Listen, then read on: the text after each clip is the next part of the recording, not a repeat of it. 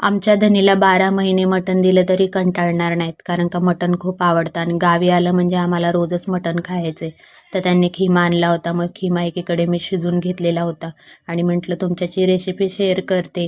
आणि मस्त लगे इथे कढई ठेवून कढईमध्ये तेल टाकून बारीक चिरलेला कांदा टाकलेला आहे आणि लाल होईपर्यंत कांदा, त्याच्यामध्ये अद्रक लसणची पेस्ट आणि कोथिंबीर आणि मिरची कुटलेली होती ती टाकली पेस्ट इथे.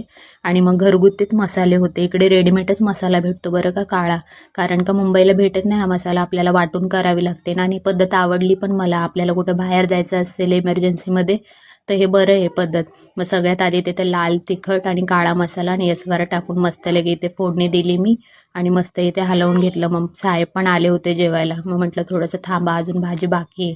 मग इथे चांगलं परतवून घेतलं आणि त्याच्या अंगाचं पाणी होतं ना ते टाकून दिलं, त्याच्यामध्ये मीठ टाकून मस्त लगे. आणि एवढा भारी वास येत होता ना भाजीचा. मग हे आले, म्हटले यांना वाढून देते.